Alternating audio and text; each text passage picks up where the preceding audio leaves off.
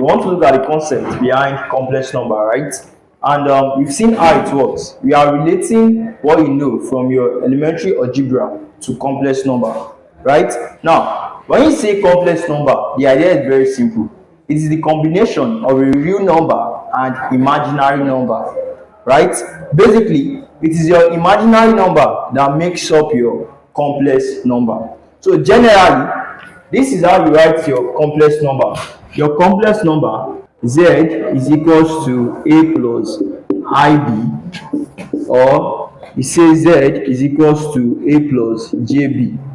In this case, z is a complex number. Are you getting the idea? When you see your z to be a plus ib, or z is equals to a plus jb, z is a what? Complex number. Now we have types of complex number. The first one is we have the Cartesian form, and this is the Cartesian form. This guy here is called the Cartesian form, or you say your rectangular form.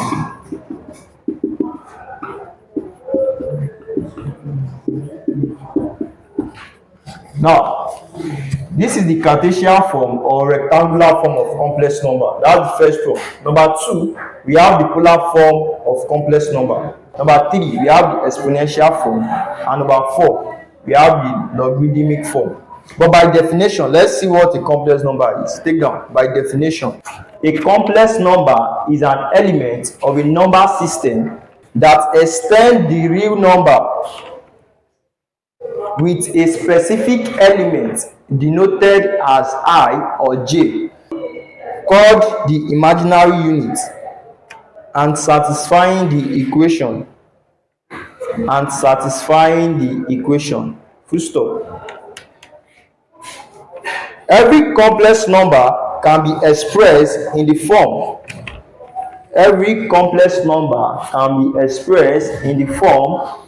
Where A and B are the real parts. Now, what this means is that you'll be given a number. Then how do you identify that this number given to you is a complex number? The idea is very simple. When you have your number combined with a real number and an imaginary number, it becomes a what? Complex number. Now this is it here. Let's say z is given to be a plus ib. This is a complex number. Why? Because a is the real part of z and b is the what? Imaginary part of z.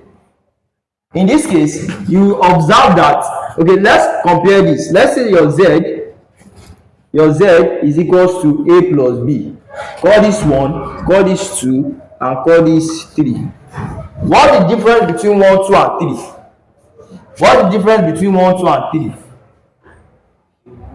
You know, before then, let me say this. Your imaginary number can be represented as I or J. So if you are using I, it's correct. If you are using J, it's correct. Now, same question. What is the difference between 1, 2, and 3?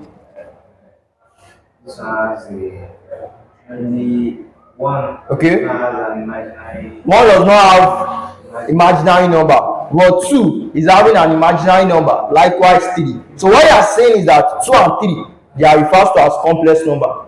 Are you getting the point? 2 and 3 they are referred to as complex number. Why? Because we have imaginary number present in them. Alright, moving on. We have different type of complex number. We've said that this type of complex number is called the Cartesian or rectangular form of a complex number. We also have the polar form, but we will get here. It is the idea of the rectangular form that we are going to use to understand polar form. But before that, we have under Cartesian form. These are the operations we'll be performing. We have the addition, subtraction,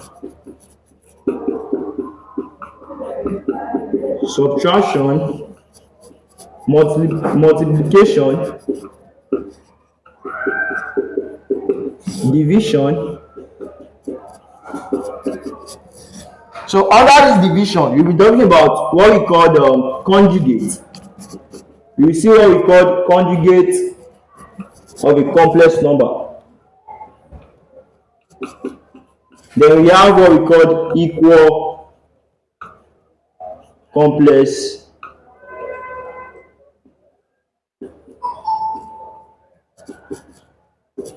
equal complex number.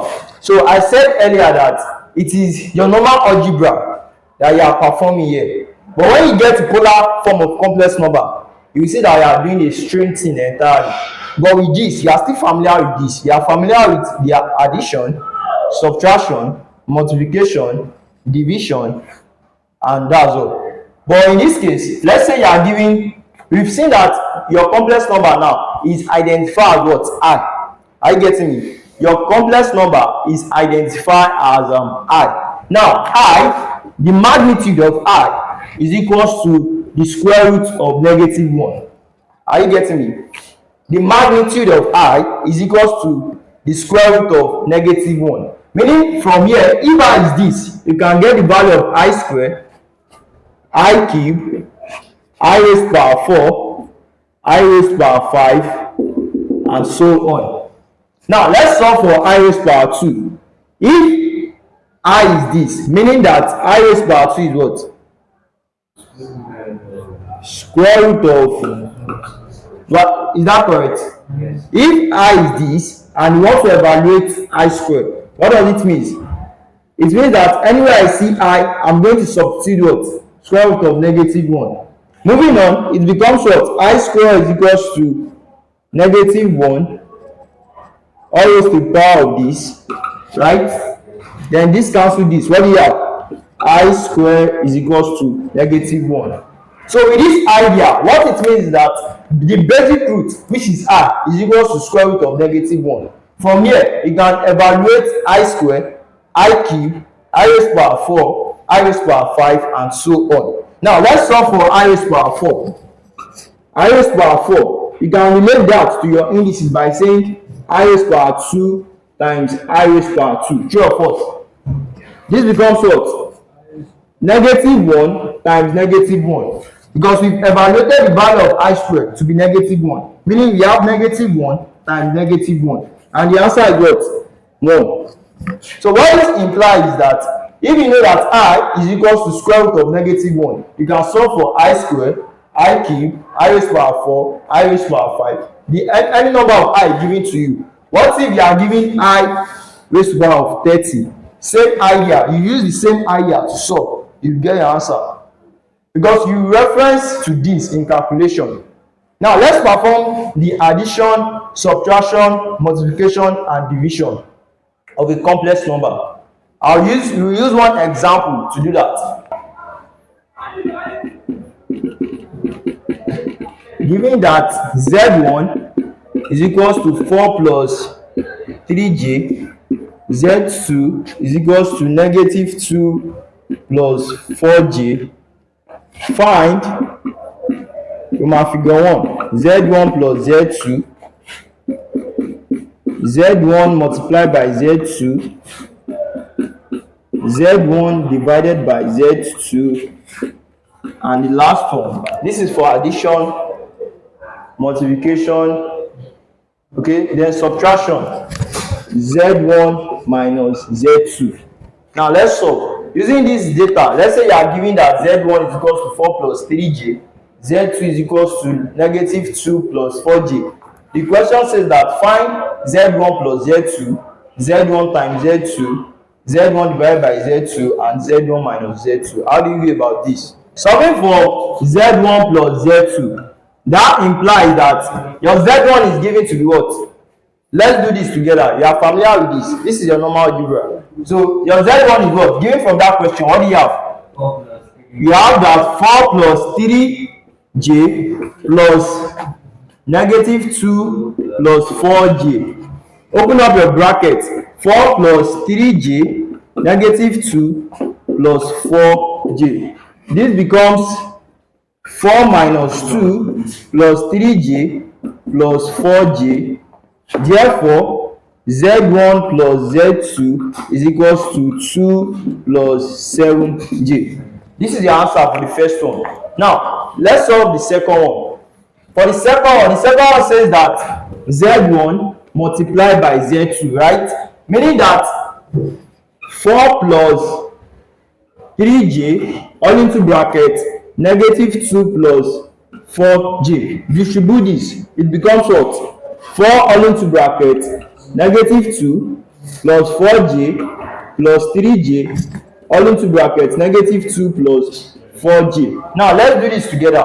This is where the idea will come from. We said I is equals to square root of negative 1, right? I square is equals to what? Negative 1. I raised to power 4 is what? 1. So this is where you implement it. Now let's see how it works. Moving on, it becomes what? Let's distribute this bracket. What do we have? Negative 8 plus 16j negative 6j plus what? 12j square. Right? Group. Do your grouping, bringing it together. What do you have? Negative 8 plus 12j square. This and this is what? Plus 10j. Are we clear on that? Now we said that I square is what?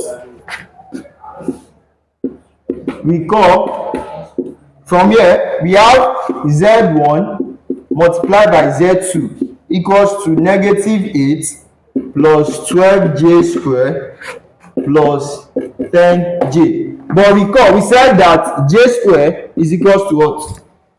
It's either you use I or j, they are still the same thing. In some question you see I, in some question you see j, it's still the same thing.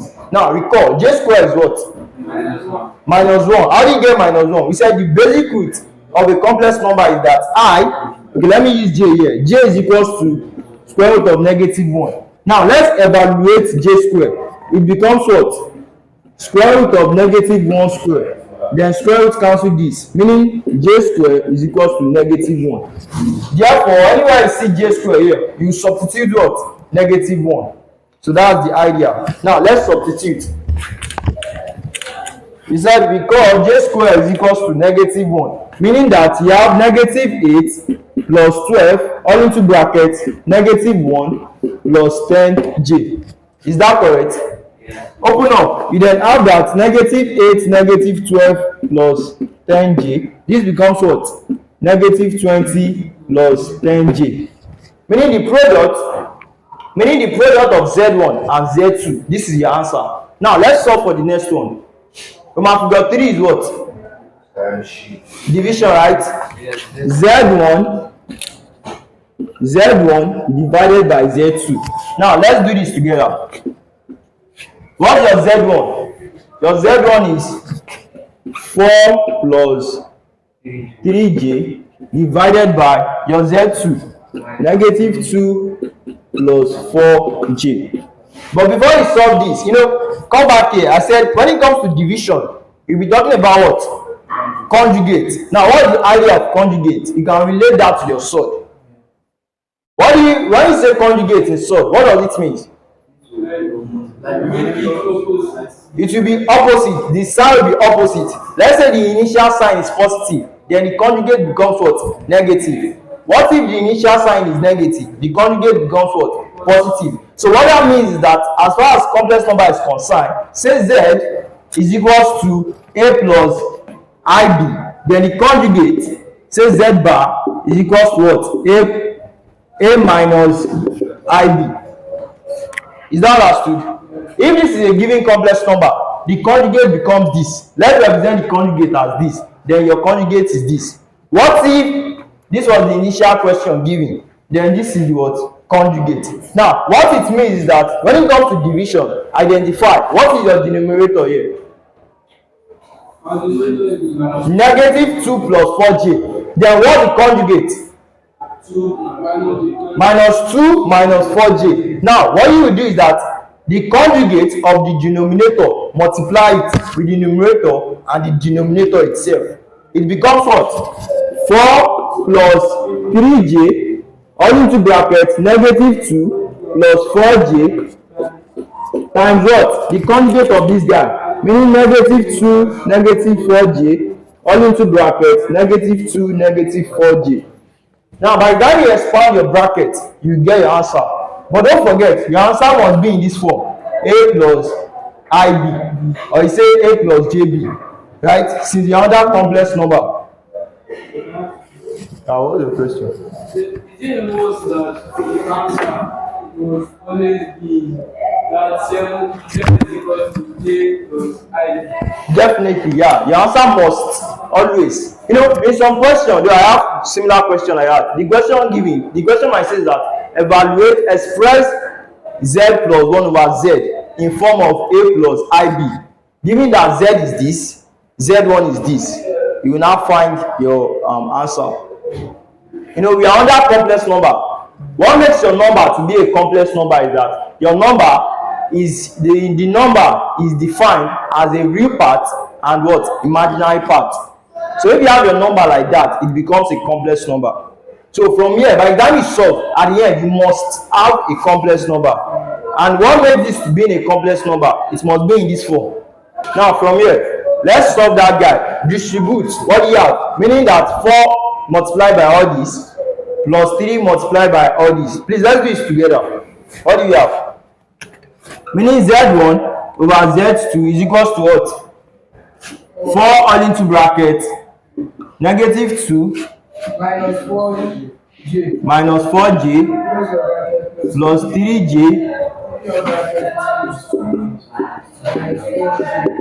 divided by negative 2 4j plus what? 4j all into bracket minus 2 minus 4j. Now let's solve. This becomes what?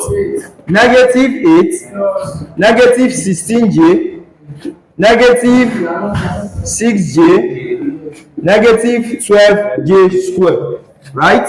Divided by 4 plus 8j negative 8j negative 16j square. Moving on, observe the denominator 8j minus 8j. This cancel out.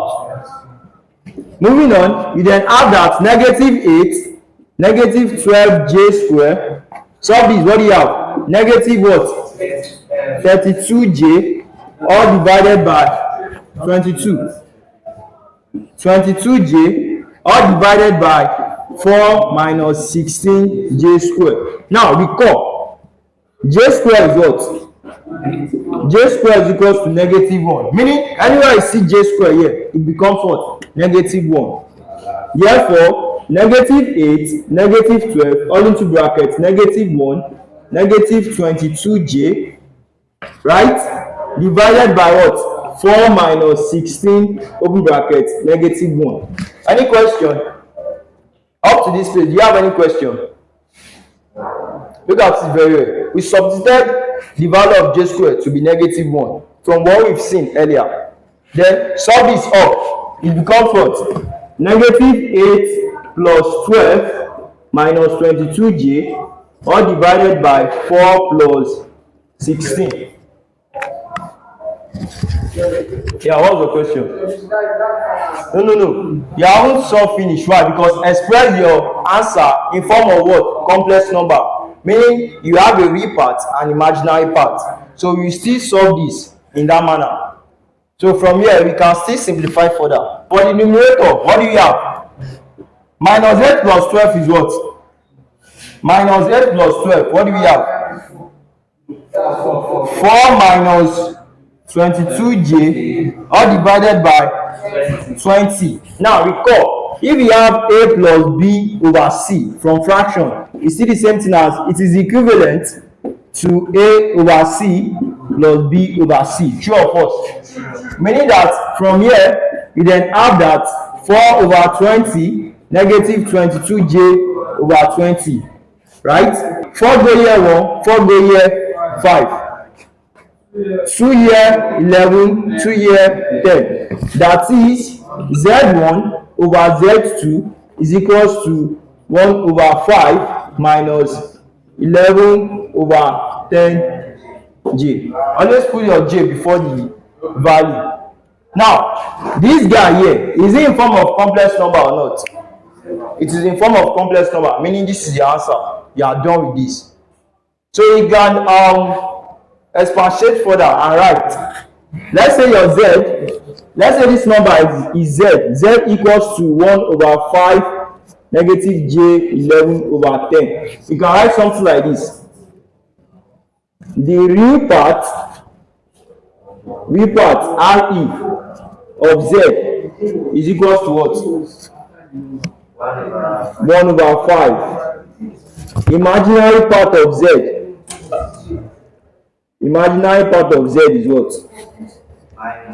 Minus 11 over 10. And that's it. You understand? Yeah. Okay. Negative j. It doesn't mean, since you've indicated that imaginary part of z. Okay. Yeah, it is always at the front, or it must always be at the front. You know, it's just like you replicating the general form of complex number. You know, initially I said that for every complex number, it must be of this form: z equals to a plus jb. So meaning at the end, your answer must be in this form, and you can relate this to what we got here. In this case, my a is what? 1 over 5. Negative, positive there is what? Negative there. J there, we still have our j here. Then b there is what? 11 over 10. So that's how it works. So now we perform addition, multiplication, division. What else? The last one is what? Check. What do you have? Okay, subtraction. Then after subtraction, we have what we call equal complex number. You use that a lot. But let's solve the subtraction first. Still using the same question. Let's find z1 minus z2. z1 is given to be what? 4 plus 3j.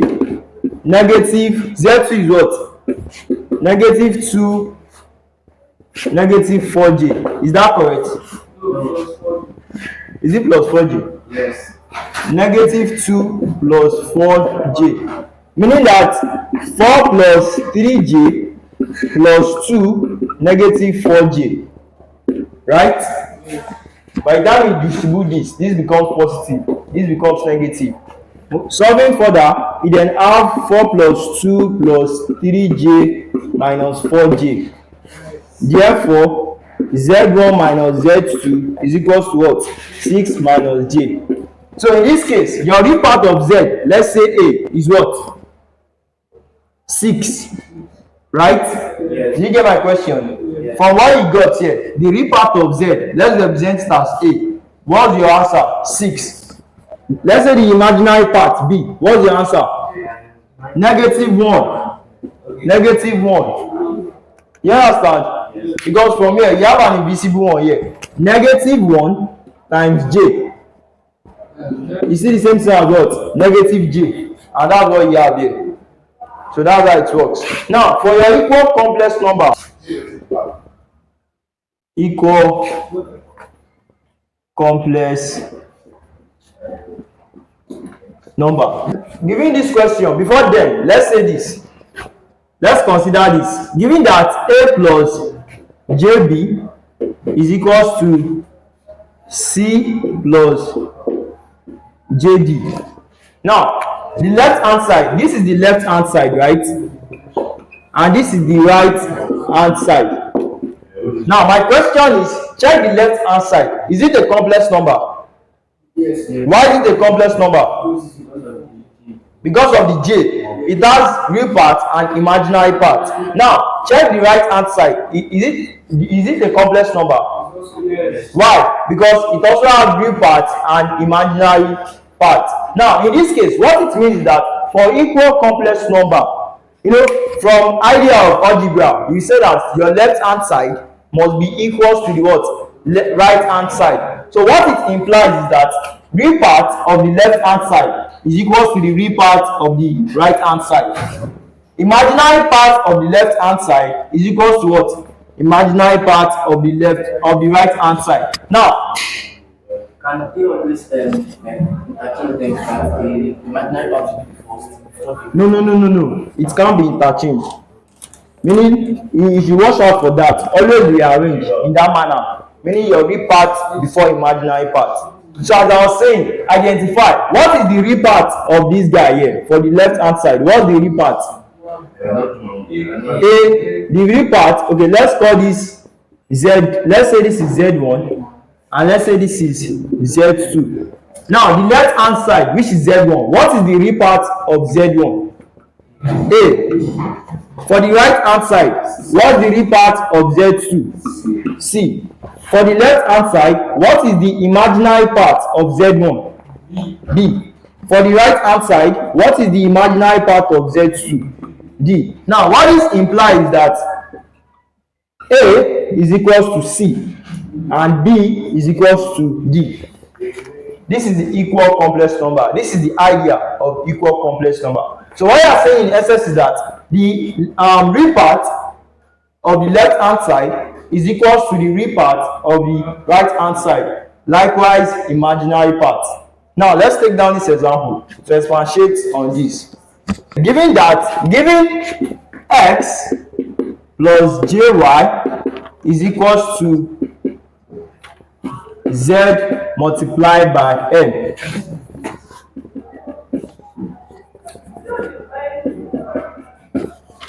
where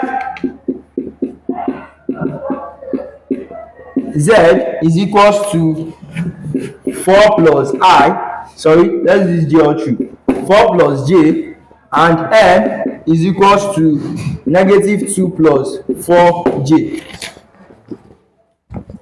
From here, we want to solve a numerical question explaining equal complex number. And the question says that given that x plus jy is equals to z multiplied by n, where z is equals to 4 plus j, n is equals to negative 2 plus 4j. Find the value of x and y. Solution. First thing first, to get the value of x and y, you are going to relate it to what? Equal complex number. Meaning this is your left hand side and this is your what? Right hand side. From here, x is what here? Is it the real part or imaginary part? Real part. Y is what here? Real part or imaginary part? Meaning the real part, which is x here, must be equal to the real part of this right hand side, which is unknown. We don't know it yet. You have to solve. Likewise, the imaginary part. Now let's solve. First thing first, solve the right hand side. And the right hand side is what? Z multiplied by n. Giving, what is z? 4 plus j. What is m? Negative 2 plus 4j. Now let's solve. Let's solve z multiplied by m. It becomes what? That's what? What do we have?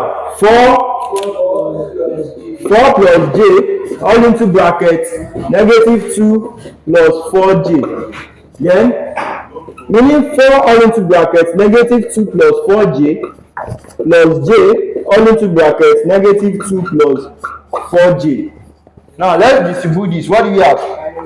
Minus 8 plus 16j, negative 2j, plus what? 4j square. Recall, what is j square? 1. Negative 1. Minus 1. Meaning 4 times what? Negative 1. So in place of 4j square, it becomes what? Negative 4. Are you getting the idea? Yes, sir. Negative 4. So substitute.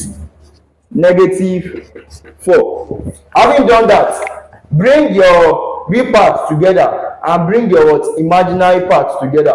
So from here, you then have negative 8, negative 4, plus 16j, negative 2j. Any question on that? From here, you are bringing the real parts together and the imaginary parts together. Minus 8 is a real part, negative 4 is a real part. This is it here. Positive 6j, negative 2j. This is it. So we have, what's the answer? Negative 12 plus what? 14j. And this is your what? Right hand side. So come back to this place.